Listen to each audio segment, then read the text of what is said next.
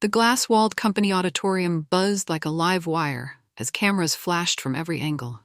I stood at the podium in my navy field jacket, the same men who once mocked me lined up in suits behind me. The board chair announced me as the architect of the largest offshore deal in company history. I gripped the mic and said, I was quiet, not invisible. And this is exactly how I got what I rightfully deserved. The room held its breath as the screen behind me lit up with my name in bold letters.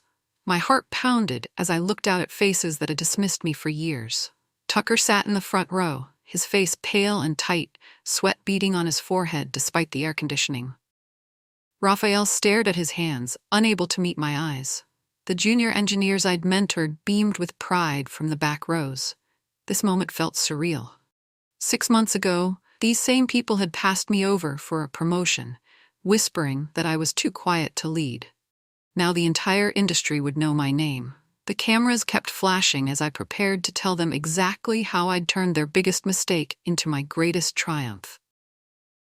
Weeks earlier, the overhead fluorescents hummed as I sat at the long steel table in the project meeting room. The promotion announcement flashed on the wall. Raphael was named project manager for the new North Delta project. He grinned and shook hands while people cheered around him, their applause echoing off the concrete walls. I clapped politely, my stomach hollow. I had designed half of that field system during countless late nights. Every technical breakthrough had my fingerprints on it. The safety protocols, the efficiency improvements, the cost-saving measures, all mine.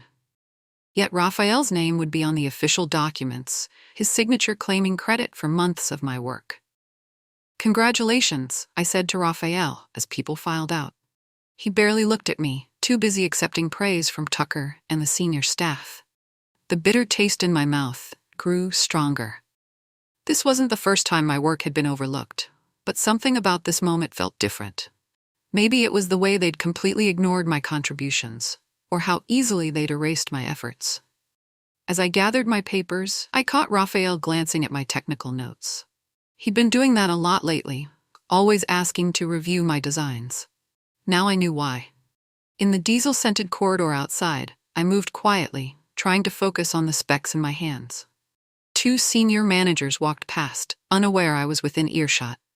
Their voices carried clearly in the narrow hallway, bouncing off the metal walls like sound in a tunnel.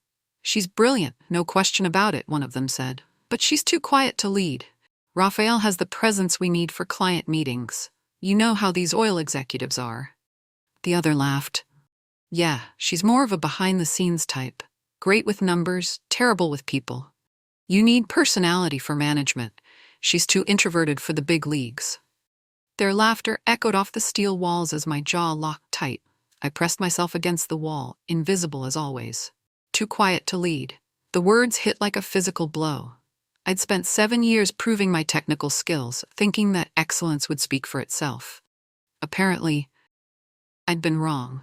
I stood there long after their footsteps faded, my hands shaking slightly. The hallway suddenly felt smaller, the walls closing in. For the first time, I wondered if I'd been fighting the wrong battle all along. Back at my workstation, fans whirred and the air smelled faintly of ozone as I scrolled through archived projects. My computer screen glowed in the dim corner they'd assigned me, away from the main floor where the leaders sat in their glass offices. Every optimization breakthrough had my initials on it, yet public credit had gone to louder colleagues. The North Sea efficiency upgrade, mine. The Gulf Coast safety protocol, mine. The revolutionary drilling technique that saved the company millions, also mine. My hands shook as I realized this wasn't an accident, wasn't just bad luck or poor timing. It was a pattern. A system designed to keep me invisible while others climbed over my achievements. They'd been using me as their secret weapon while parading others as the faces of success. Tucker knew exactly what he was doing when he put Raphael in charge. He needed someone who could present my ideas with confidence and charisma. Someone who looked like leadership material. I leaned back in my chair, staring at 7 years of invisible contributions. All the late nights, the weekend troubleshooting, the breakthrough moments in empty conference rooms, none of it mattered if no one knew it was mine. In the break room, burnt coffee lingered in the air as Raphael held court at the center table, tossing around jokes and stories. People who once came to me with technical questions now laughed at his stories instead. I stirred my tea silently, watching from the edge of the group, feeling like a ghost in my own workplace. The North Delta project is going to revolutionize offshore drilling, Raphael announced, his voice carrying across the room with practiced confidence. I've got some innovative ideas that'll blow your minds. This could change the entire industry. I nearly choked on my tea. Those were my innovations, refined over months of careful research and sleepless nights. But Raphael delivered them with such confidence that even I almost believed he'd thought of them himself. They'd rewritten me as background noise, the quiet girl who was good with computers but couldn't handle real responsibility. I watched colleagues nod along with Raphael's explanations, impressed by his vision and leadership potential. When someone asked about technical details, Raphael smoothly deflected. "I'll have my team work out the specifics," he said, glancing meaningfully at me. My team, as if I worked for him instead of the other way around. I finished my tea and left without a word, just like they expected. Late at night, the office was a cold hum of servers and green exit lights as I dug through digital archives. Security badge logs showed I was the only one there at this ungodly hour, which was perfect for what I needed to do without interruption. I found Raphael's so-called lead reports, downloaded and compared them to my original drafts. Line for line, they were identical. He'd copied my work completely, changing only the header to include his name. The timestamp showed he'd accessed my shared drive minutes before submitting each report, creating a clear digital trail of theft. I saved everything to an encrypted external drive, my hands steady despite the anger building in my chest. They'd built their reputations on my silence, counting on my introverted nature to keep me from making waves or causing trouble for anyone. But they'd underestimated me. Being quiet didn't mean being weak or stupid. It meant I noticed things others missed. It meant I listened while they talked. And right now, it meant I had access to evidence they never thought I'd collect or have the courage to use. The building's heating system kicked on with a low rumble.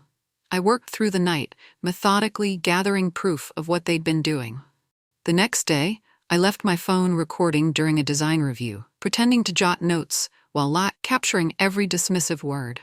Raphael stood at the whiteboard, presenting my schematics as if they were his own brilliant creation, his voice filled with false authority. Tucker nodded approvingly, while my boss interrupted me every time I tried to speak or contribute to the discussion. "Actually, I think we should consider," I began, raising my hand slightly to get attention. "Hold that thought." Tucker cut me off with barely a glance in my direction.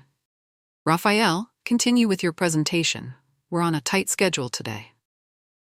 Raphael smiled and kept talking, explaining concepts I'd developed months earlier during countless sleepless nights of research. The other engineers in the room took notes, impressed by his expertise and innovative thinking.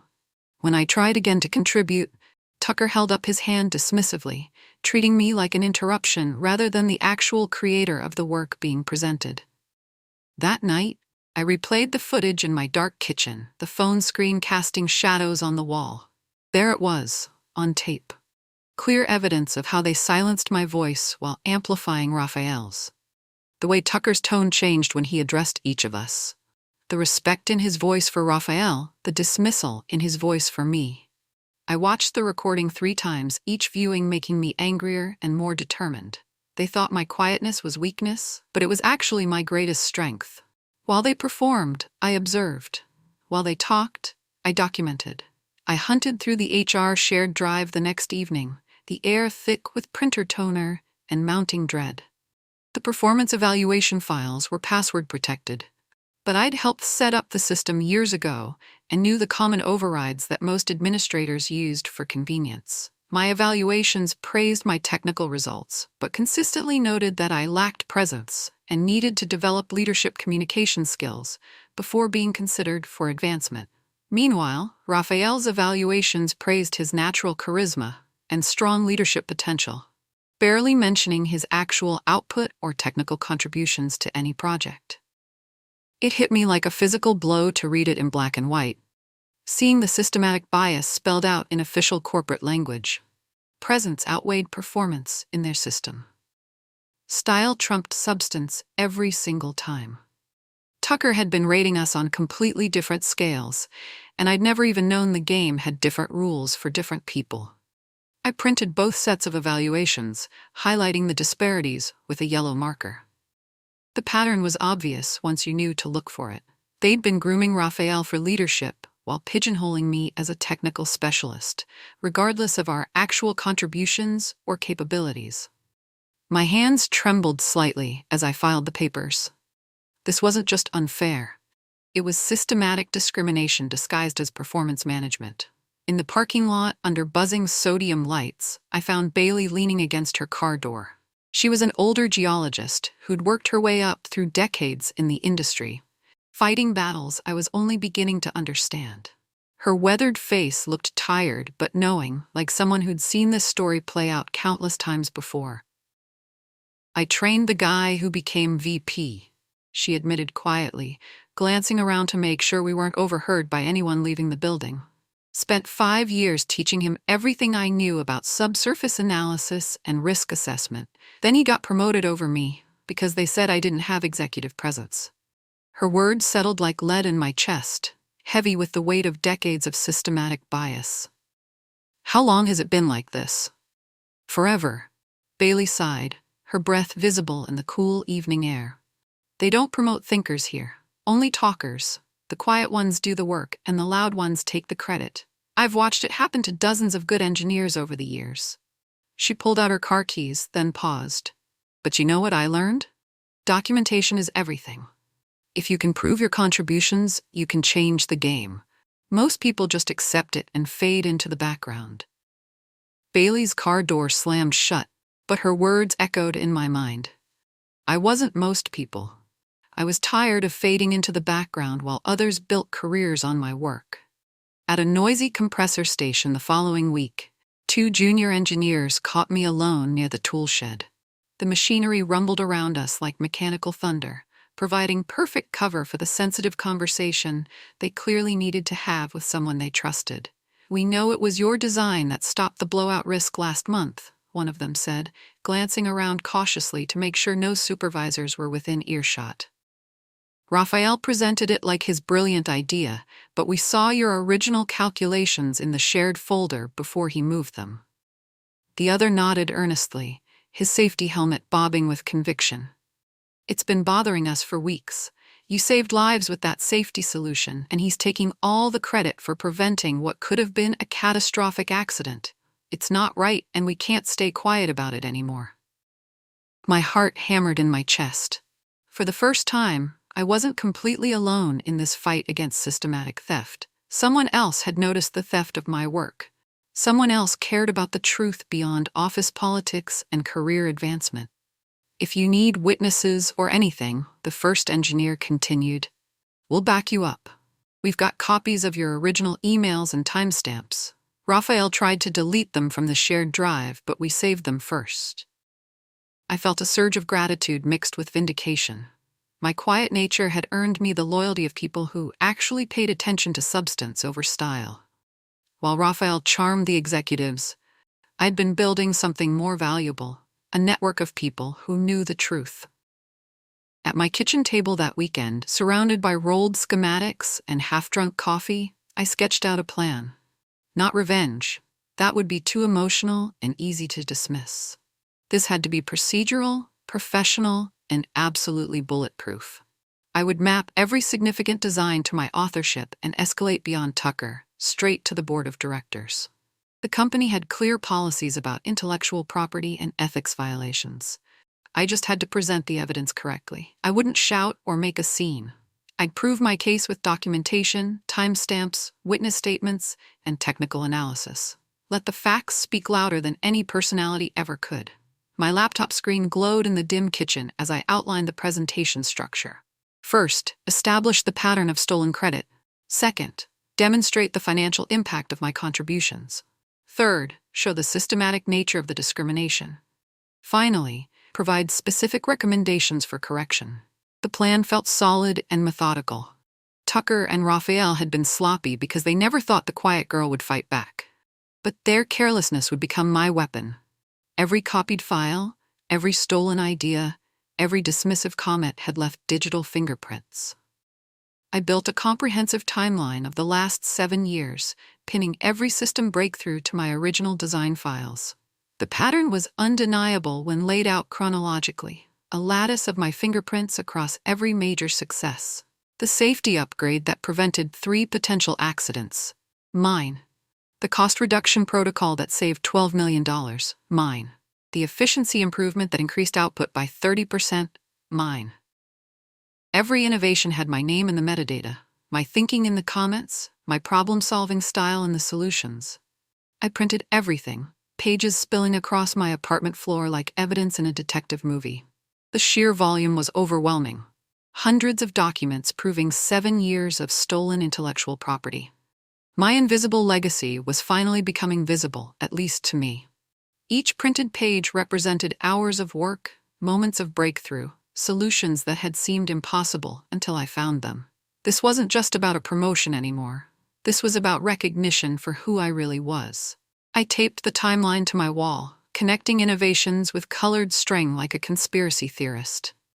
But this conspiracy was real, and I had proof. I requested metadata reports from the IT department, citing routine calibration audits that were part of my technical role. The logs confirmed what I suspected. Raphael had downloaded my draft files minutes before submitting them as his own work. The timestamps were damning. My original creations at 2:47 a.m. on a Tuesday. His submissions at 9:15 a.m. the same day. Every single time, he'd been systematically stealing my work and presenting it during business hours when everyone could see his productivity. I printed the logs and highlighted the patterns in red ink, creating an irrefutable chain of evidence. No lawyer or executive could explain away this level of consistent theft. The data was objective, mathematical, absolute. Now, it wasn't just my word against his. It was digital forensics against thin air. Raphael might be charismatic, but he couldn't charm his way out of metadata. He might have presence, but I had proof. I filed the reports in a growing folder marked Board Presentation, my hands steady with purpose.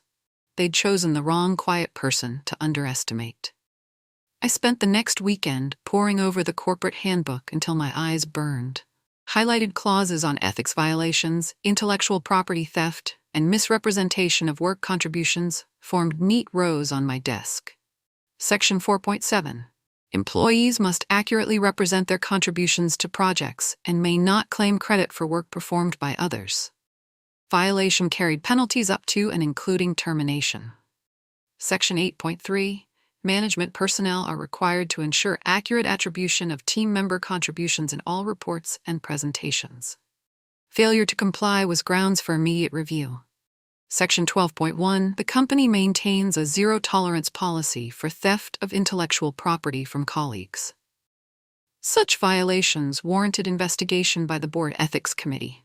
I whispered to myself, use their rules against them. They'd built their wall of favoritism out of assumptions about personality and presence, but I would use their own policies as a sledgehammer. Every rule they'd violated was written down in black and white. Every protection I needed was already in the employee handbook. I drove 2 hours to meet Bailey at a quiet seaside cafe she'd suggested. The retired engineer sat across from me, stirring her coffee slowly while seagulls cried outside the salt-stained windows. "They'll call you emotional," she said, matter-of-factly. "That's always their first defense when a woman challenges the system. They'll say you're bitter about not getting promoted, that you're making false accusations out of jealousy." I nodded, taking mental notes like she was delivering gospel truth. "Don't defend yourself against those charges," Bailey continued. "Don't explain your motivations or justify your feelings. Present your proof, state your case, then leave the room. Let the evidence speak." She leaned forward, her weathered hands wrapped around the coffee mug. "And whatever you do, don't let them make this about personality conflicts. This is about documented theft of intellectual property. Keep it professional and procedural." I wrote down her key points in my notebook, feeling like a student preparing for the most important exam of my life. Bailey had fought this battle decades ago and lost, but she was making sure I had the weapons she'd lacked. At 6 a.m. on Monday morning, the sky pale over the industrial plant stacks, I emailed my complete dossier to the board's ethics committee. The subject line read, "Formal complaint, systematic intellectual property theft and management misconduct." 43 pages of documentation, witness statements, technical analysis, and legal citations. I'd spent 3 weeks building an airtight case that no reasonable person could dismiss. The evidence was overwhelming, and the patterns undeniable. I walked into work hours later like nothing had happened, my heart steady and my purpose clear. Tucker chatted with Raphael by the coffee machine, both of them clueless that their world was about to implode. The fuse was lit, but they wouldn't know until the explosion. I sat at my desk, opened my technical drawings, and began working on the next innovation. By the time they realized what I'd done, it would be too late for damage control. My phone buzzed with an email confirmation. "Your complaint has been received and assigned case number ET2244847. Investigation begins immediately." I allowed myself a small smile. Game on. The executive boardroom smelled of polished wood and cold air conditioning when they called me in 3 days later. Each director had my printed dossier laid open before them, pages marked with yellow sticky notes and red ink annotations. Tucker's chair was conspicuously empty. The board chair, a stern woman named Genevieve Walsh, gestured for me to take the seat at the center of the long table. My heart pounded, but my voice stayed level. "We've reviewed your submitted evidence," Genevieve said carefully. "These are serious allegations with significant implications for company operations and personnel." I nodded, keeping my hands folded in my lap to hide their slight tremor. "Yes, ma'am. I understand the gravity of the situation." The other directors exchanged glances.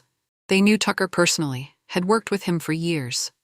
But the documentation I'd provided was impossible to ignore. Technical theft was black and white. Either I'd created those innovations or I hadn't. The metadata proved I had. "We'd like you to walk us through your findings," Genevieve continued. "Take your time. We want to understand exactly what happened here." They knew. I could see it in their faces. Under the harsh white lights of the boardroom, I calmly walked them through 7 years of systematic intellectual property theft. Slide by slide, I built my case with methodical precision. Timeline charts showed the consistent pattern. My late-night innovations followed by Raphael's morning presentations. Email metadata proved the file transfers. Witness statements from junior engineers confirmed who had actually solved critical problems. The directors said nothing during my presentation, just watched and took notes. Their faces grew more serious with each piece of evidence. By slide 23, the board chair was shaking her head in visible disgust. "The financial impact," I continued, "represents approximately $47 million in cost, savings, and efficiency improvements over 7 years, all attributed to personnel who did not originate the innovations." I showed them the performance evaluations, highlighting how my actual contributions were minimized while Raphael's presentation skills were praised. The systematic nature of the discrimination was impossible to deny. For the first time in my career, they were seeing me clearly, not as the quiet girl who lacked presence, but as the architect of their most successful initiatives. My work had been speaking for 7 years. They just hadn't been listening.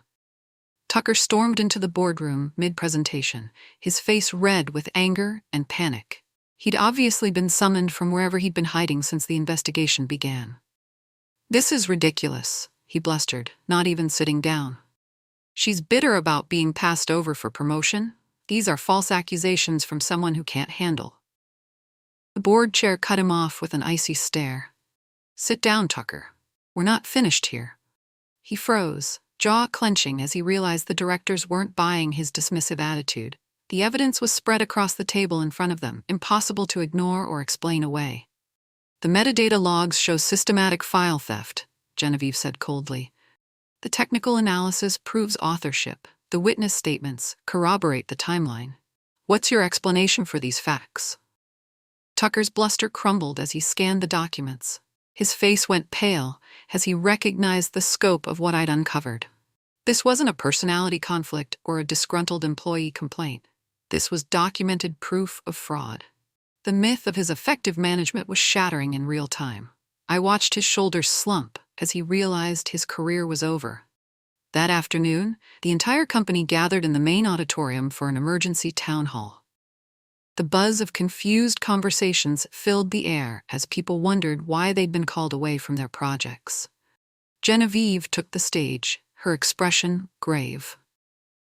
After a thorough investigation by the Ethics Committee, we've discovered serious violations of company policy regarding intellectual property and employee recognition. Gasps rippled through the crowd as she announced Tucker's immediate termination and Raphael's demotion. Then came the bombshell. My name was being restored to 7 years' worth of projects, with retroactive credit for innovations that had shaped the company's success. The silence was deafening for a moment, then applause erupted like thunder. The junior engineers I'd mentored cheered from the back rows.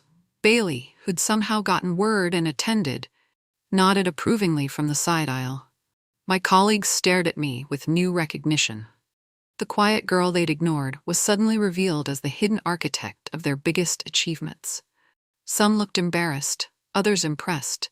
A few seemed angry at being deceived for so long.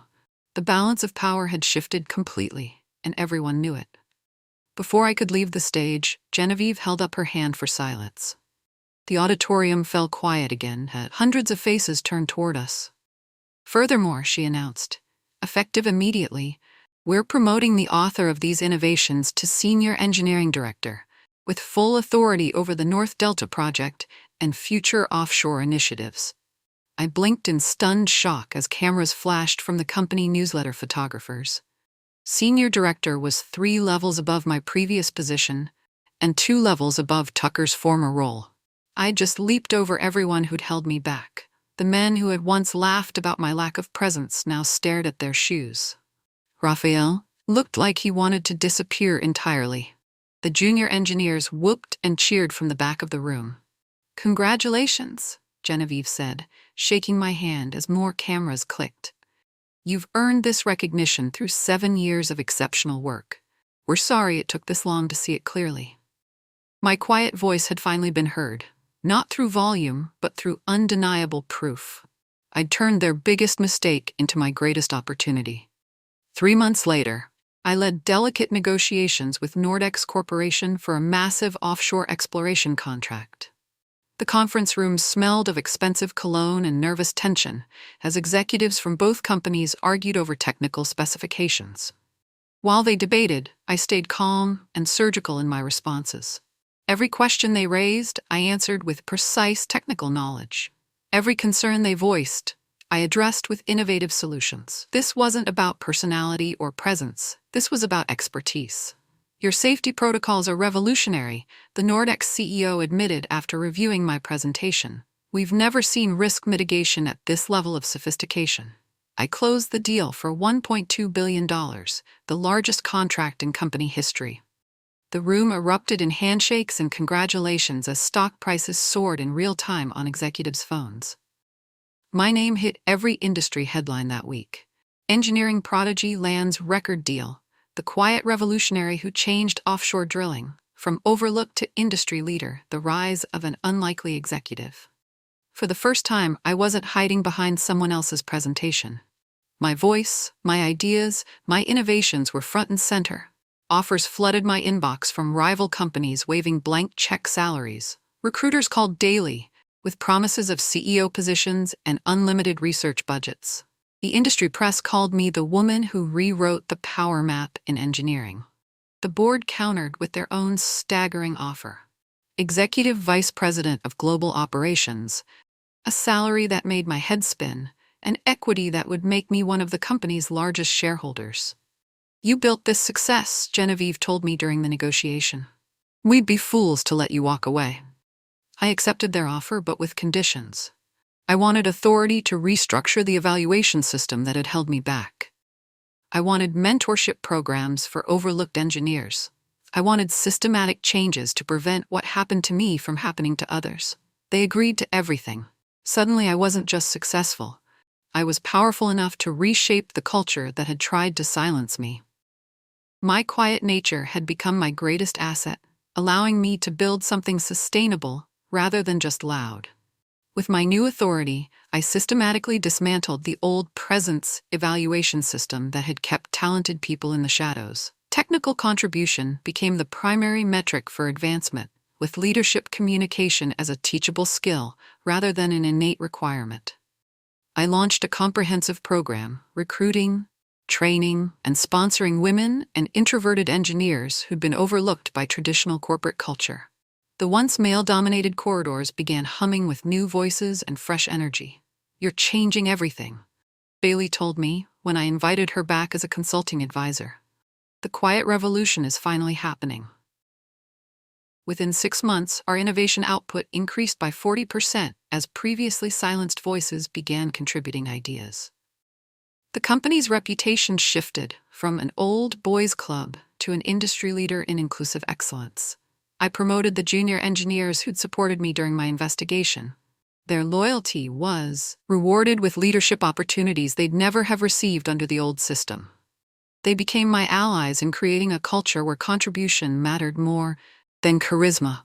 At sunset on the company's rooftop terrace, the city skyline glowing molten orange behind me, I faced the cameras for an industry leadership summit. This interview would reach thousands of engineering professionals worldwide. "They called me too quiet to lead," I said softly, my voice steady and clear. "So I built something too big for them to talk over." The interviewer leaned forward. "What advice do you have for other quiet professionals who feel overlooked?" I thought about my journey, the stolen credit, the systematic dismissal, the moment I decided to fight back with documentation instead of volume. "Don't try to become louder," I said.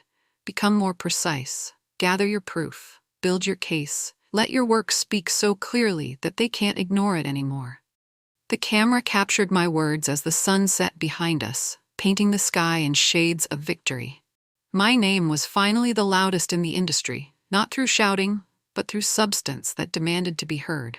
I'd turned their definition of leadership inside out, proving that quiet confidence could move mountains if you knew where to apply the pressure.